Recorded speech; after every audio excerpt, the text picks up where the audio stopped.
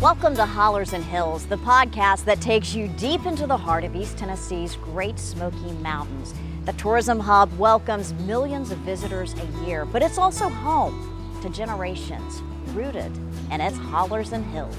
Join us as we uncover centuries-old rural communities, share rich history, and explore landmarks and attractions old and new. Meet the passionate craftsmen, entrepreneurs, and community leaders dedicated to preserving this beautiful region for future generations. Get ready to pack your bags and create your own mountain memories. Hollers and Hills is sponsored by Compass Ventures, a leading developer in Sevier County, helping to navigate your next trip to the Smokies. The Old Mill is more than a favorite stop in Pigeon Forge. It's been the town center since the early 1800s. This community literally grew around an iron forge in the Old Mill.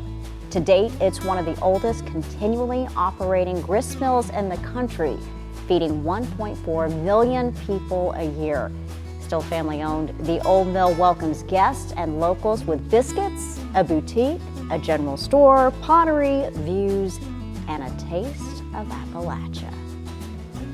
Hello and welcome to Hollers and Hills. I'm your host, Beth Haynes, alongside Sevier County developer and community leader Austin Williams, and we are thrilled to welcome Jimmy Proffitt to the podcast today. Jimmy is the historian and brand director of the Old Mill, and when he's not going viral on social media, he's spinning a Southern tale, usually with a cast iron in hand, right? Pretty much with a cast iron in hand. I was hoping you would bring us biscuits. Oh, I should have. I'll bring some after.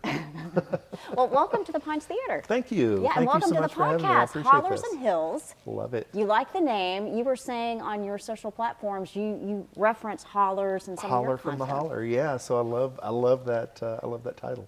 Yeah. That's great. Well, I know that you're familiar with the Pines Theater. You've been here for meetings, but you were telling me when you first came to this area, you worked for Dollywood on a show that was called Save the Pines? Well, it was the Pines Theater, and it was called Let the Good Times Roll. Okay. And the premise of the show was that every episode or every show, we were going to save the Pines Theater.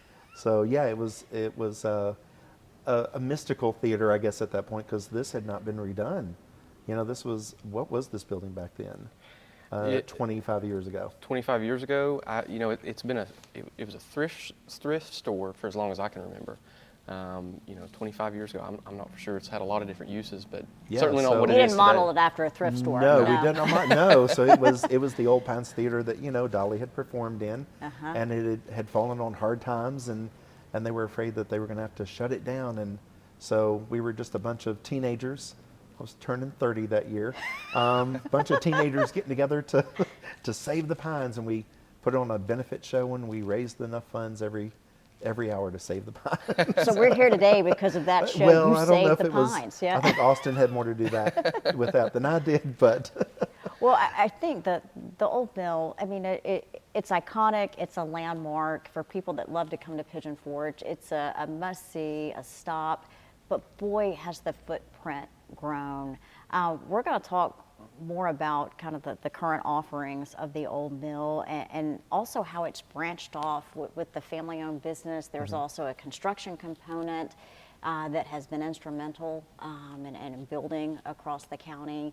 Also a distillery, so many different things to discuss. But I think to really appreciate the Old Mill, you have to talk about the history. You're from the Shenandoah Valley originally. Originally, yeah. And this community dates back to what, early 1800s, late 1700s? Late 1700s, yeah. Settlers came from the Shenandoah Valley? They did, yeah. So the builders of the mill, 2 generations before the mill was built, it was John and Margaret Reese Lewis. They were teenagers. He was 16, she was 15. They met in Flintshire, Wales, got married, jumped on a ship, came to this new country, this new land. They settled, from what I can tell, close maybe to Pittsburgh, Pennsylvania, Allegheny Mountains, and then that was 1730. By 1732, they were in the Shenandoah Valley in Virginia, and they settled there. They raised their 9 children.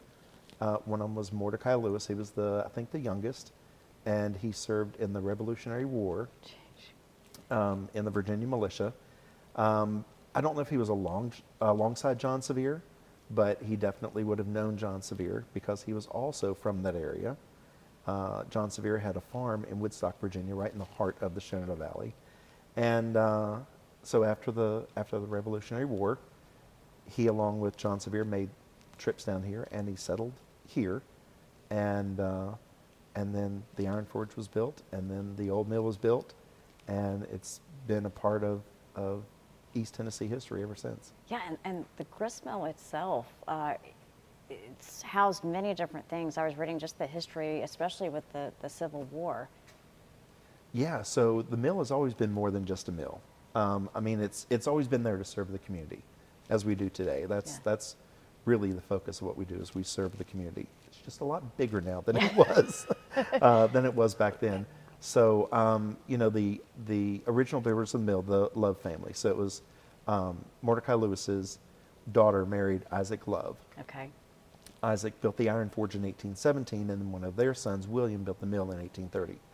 And William became the first postmaster, also in 1842, I think it was. Mm-hmm. And that's where Pigeon Forge got its name, was right inside the mill.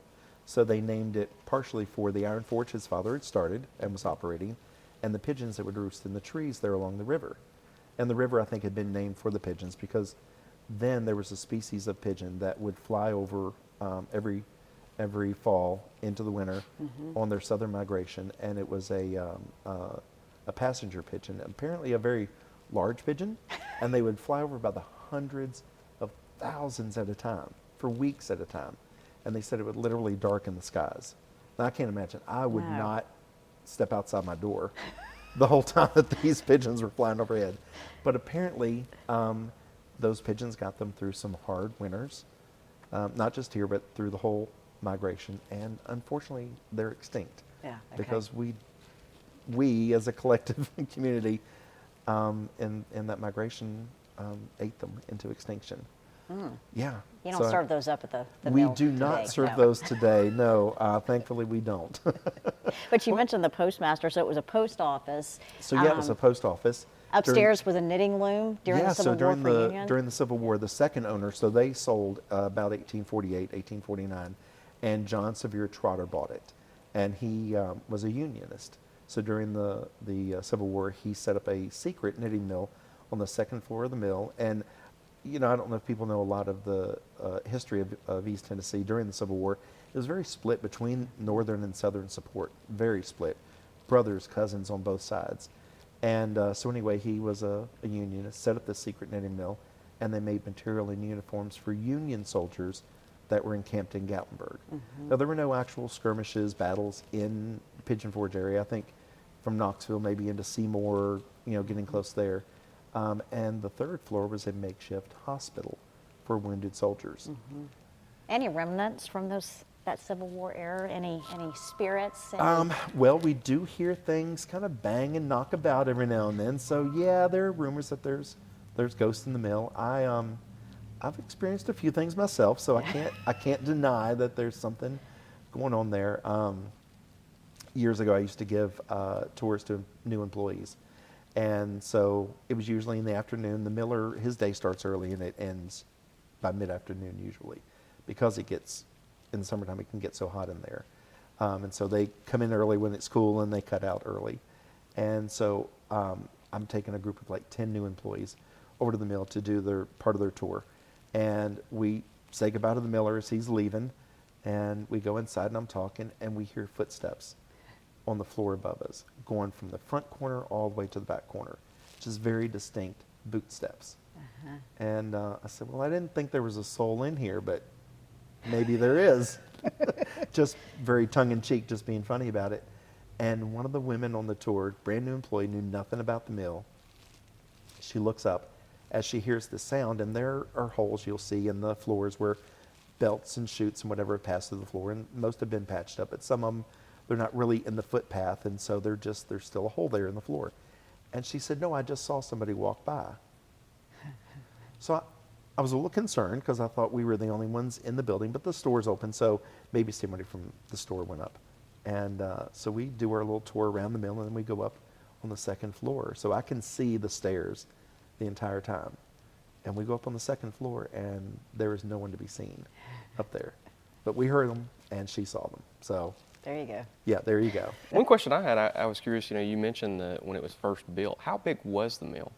So pretty much what you see is what was there in 1830. The only addition would have been the porch on the parking lot side, and then on the front side of the building, the little bump out over what's called the penstock. So where the water wheel is, there's an area that it would have been expanded about 8 feet to the building itself to cover that area, and the penstock is where the water flows through, passes through the turbines, and those turbines then move the gears and the belts that turn the stones.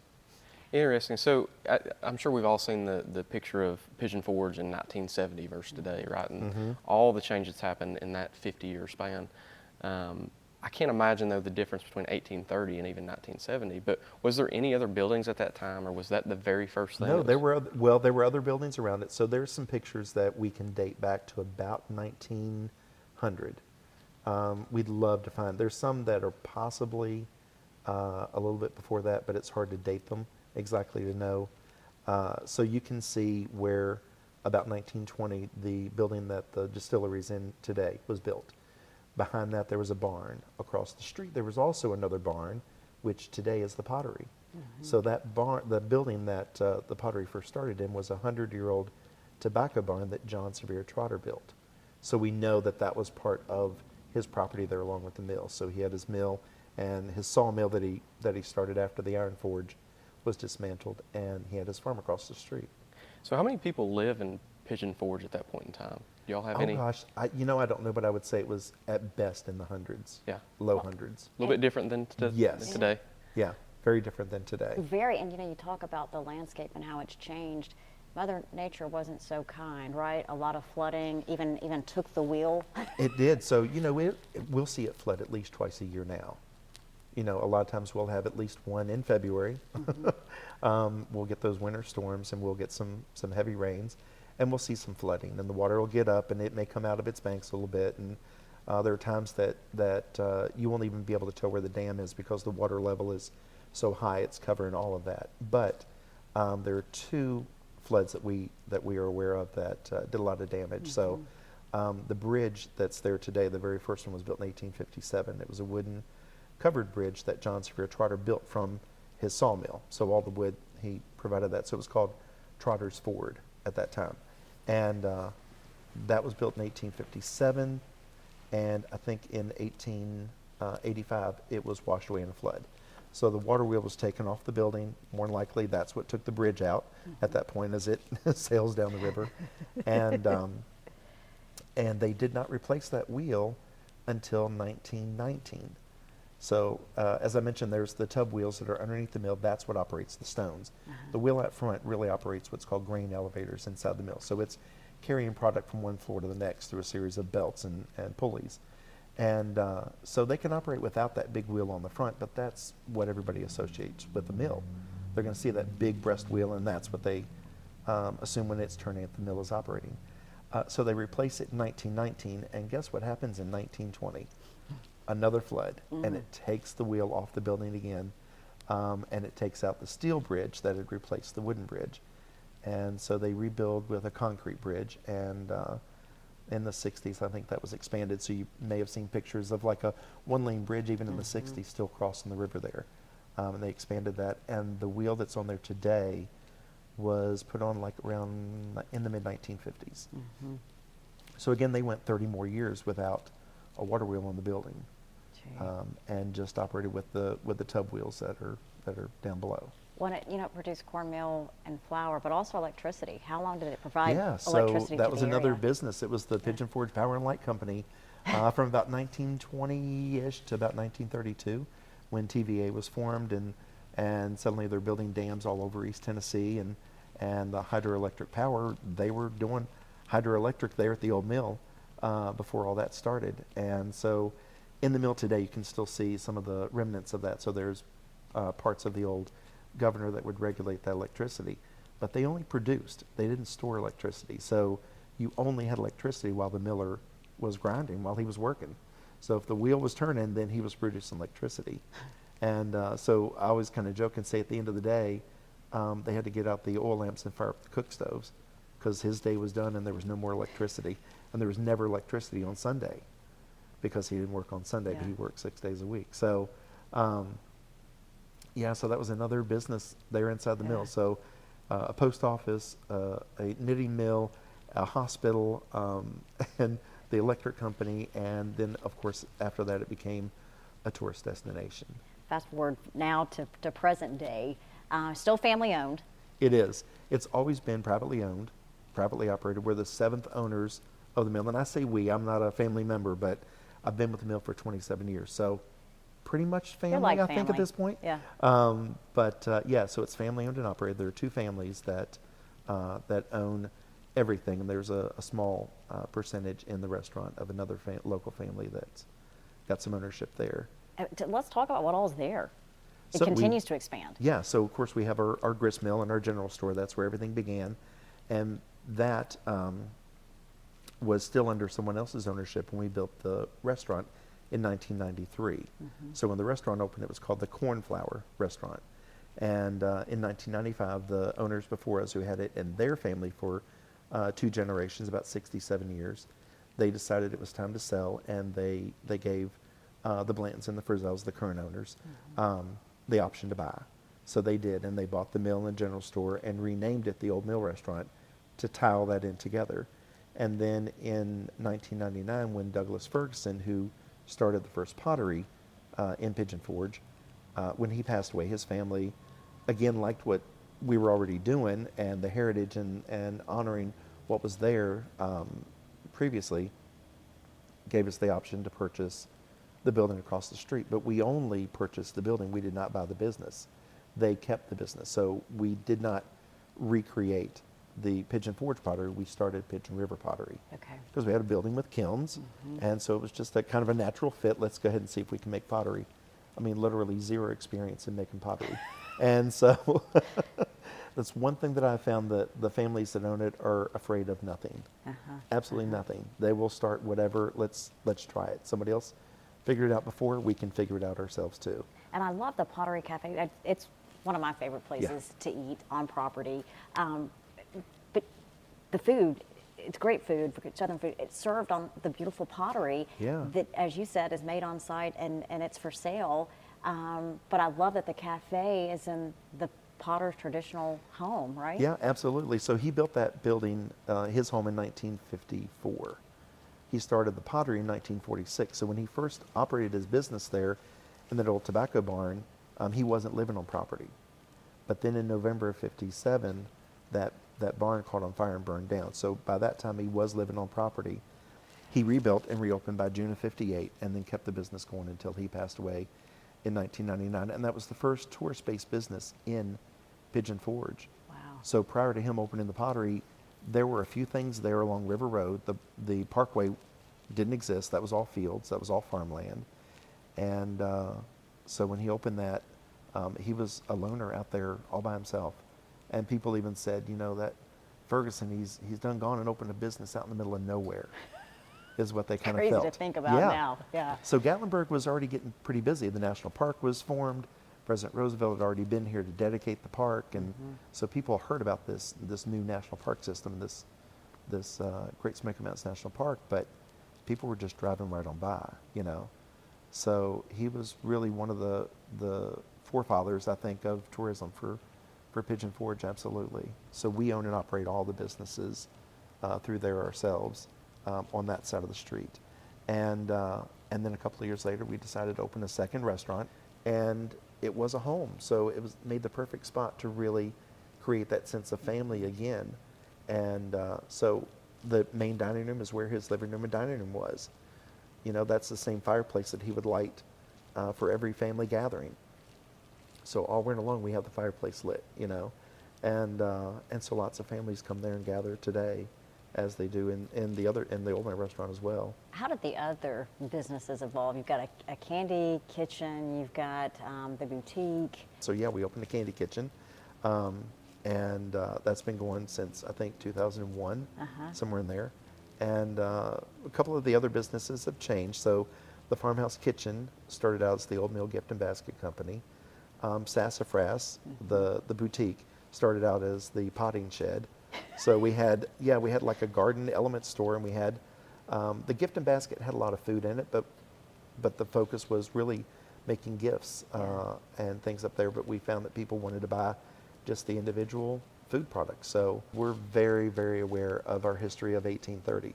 So we're trying to be 1830 and stay true to that heritage, but also be 2025, 2026, 2030, 2050. What can we do that's going to last as long as what we have has lasted? You know, what will that be? What can we do next? How many visitors do you guys get a year? Well, we've always said the mill itself receives over 1 million visitors a year, but between the restaurants serving 1.4 million people, and then you've got people that just come to shop. I mean, we're I would say easily upwards of 1.68 million people a year. And you can actually tour the mill today. You can. So we do guided tours of the mill today still, and those used to be pretty seasonal, but we're keeping those going year round now. And our tour guide that we've got right now, Emmett, is such a character. He is amazing.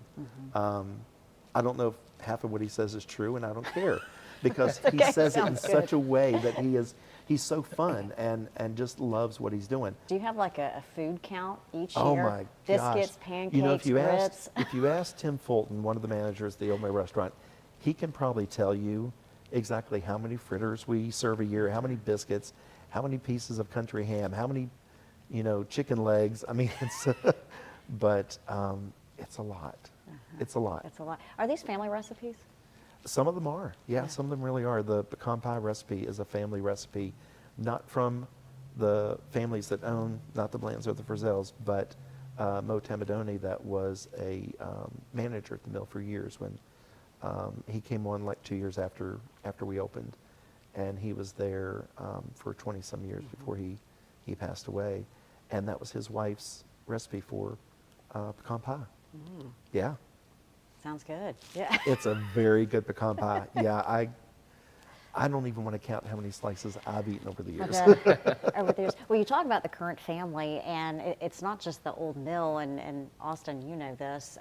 They also have a construction arm. There's a distillery now. There's a whole lodging aspect. Tell us more about that, because if people come to the old mill, they're more familiar with this family than they think, especially if they spend any time in Pigeon Forge in Sevier County. Right. So with the construction side, years ago, they were building cabins for other folks. And then, if you remember, the housing market took a bit of a turn there for a while, and they found themselves with some inventory on their hands. So like, what do we do with these buildings that the builders, the people that were wanting them to build it, couldn't complete?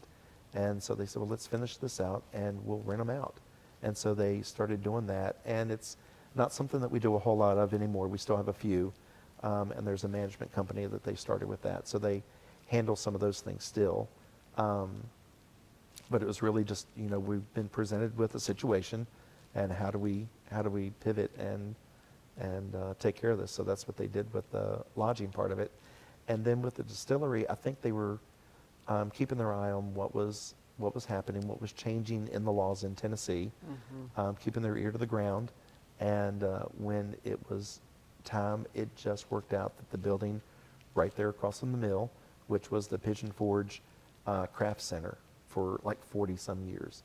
Prior to that, it was a tourist shop. But like I said, the history of that, it was built in 1920. It was a farm supply store when it first opened. Somewhere in between there, it was a coffin company. They made coffins. Oh. Yeah, in there.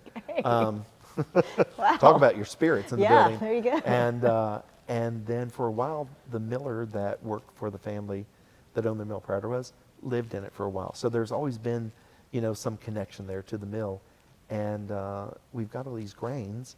And what do you distill with? Grains. It was a natural fit. It was just sort of the next transition, the next thing that they could do. So all the grains for the distillery come right through the mill. So they use those. Some of it's a byproduct or a subproduct of what we're milling in there anyway. So when we're grinding corn into grits, they go into a machine on the second floor that separates the grit from the hull. And so the hull is kind of cast off on the side, and the powder that falls off that is called corn flour. And so they will take the hull and the corn flour, and they can use that to make moonshine. Yeah, so we're going to use every bit of that product. We're going to reduce the waste as much as possible. And what they don't take, we provide to local farmers. Now, the corn flour we can bag up. It goes into our mixes for breadings and things. We use all of our meal products in both of the restaurants. So we're self-sufficient. You know, we're not just making plates that we're going to serve on. We're going to grind the flour that we're going to use to bake the bread that we're going to put on that plate to serve you on. You know, it's the level and depth of commitment that we go to provide a product. To some people would be a little crazy, you know, when you can just buy some of these things and use it. We go, no, we can do maybe a little bit more. We can do something better. We can do something that is uniquely us that nobody else can do. I know, Austin, not only did you grow up around the old mill, you've actually worked with the family. They have Citadel Construction, right? So That's talk right. about that and kind of your relationship. Yeah, you know, they're certainly business partners of ours to some extent. I mean, here in the Pines, Citadel was the contractor for the renovation of this. So they, you know, they're working with us right now building an apartment complex that's a quarter of a mile from the old mill. So, you know, housing is a big issue. I mean, there's certainly a housing crisis for folks here in town. Nothing that's really affordable. Well, there's a 500 and something unit apartment complex right down the road that Citadel's in charge of building. But many of our projects here in downtown and throughout Sevier County, Citadel's our go-to. And so we've got great relationships with them, and that's just one of the many businesses that they've been a big part in. So. And I love that. Families still working together to build this community, but also holding true not only to the heritage, but being committed to tourism. I mean, I know that drives this area and drives the foot traffic. It's also home to a lot of people, but that's just, it's so cool to see, you know, 200 years later that these families are still working together, you know. So Right, to build the communities, Yeah. to support the community, to serve the community. And, you know, your family goes back quite a ways here, and their family does as well. Mrs. Blanton's father had a TV and radio shop just on Bruce Street, I think, here in town. So, you know, they've always been a part of this area. And so I think, just like you all, they're really committed to, like you said, honoring that history and keeping that heritage, but knowing that it's going to change. That And you have to you evolve. can't keep it from changing, and you don't want to. I mean, if you're not changing, you're stale and you're stagnant, and you're not going to be around long. So I think they recognize that those things are going to change. Okay, if it's going to happen, what can we do to make that change effective and make that positive and make it work? Where do you see, you know, those principles and those things are always core, right? They stick around no matter what the business is or what the times look like. But where do you see the old mill going over the next 10, 20 years? What are ways that it expands? Are there things that you're all talking about now? We have a footprint there in the middle of Pigeon Forge that is only so big. I mean, you know, we're at capacity at times. It feels like that the only place we can go is up. So, you know, what could we build next? I really don't know. What could we open next? The possibilities are endless, but it's really going to go back to serving the community. And what does that mean? Whether it's our local community or larger. I mean, now, like I said, in 1830, the community were the farms in the general area, but now it's people from all over the world. So what does that mean, and how can we serve those people? because you're hoping to do cooking classes with children, teaching them. So I've been teaching kids cooking classes for about 3 years now. And one of my goals there is to help teach kids where their food comes from and give them tools, literally, even if it's just a wooden spoon, tools that they can take with them to use. They're getting the recipes. I'm teaching them how to write a recipe, to log and keep these family records, because it's not just about what the old mill is doing, but what they're doing. So I want them to learn how to write a recipe so they can write those down and pass those on in their family.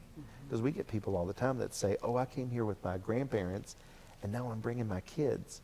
So we know that we're 5, 6 generations deep, even just the short period that we've been open, really, and when you think about that,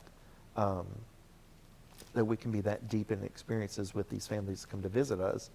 And we're as many as, I know I've had at least 4 generations of the same family working for us. So family is really at the core, too, of what we do and who we are. And so passing those traditions on and being a part of their families, just beyond the old mill, I think is fun. And I know you've seen generations for years coming to the old mill, but now with social media, with your website, with that international footprint, are you seeing people come to Pigeon Forge from all over the world now? Yeah, I mean, absolutely. We've heard that for years. We even have workers from all over the world, so it's amazing how many people we see coming through there, and just the variety of experiences and backgrounds that they bring with them. Well, I tell you, next time we'll have to make some biscuits in the cast iron, or you'll have to share some recipes. Yeah, we'll start a cooking show next. Yeah, How's that? That'd be great.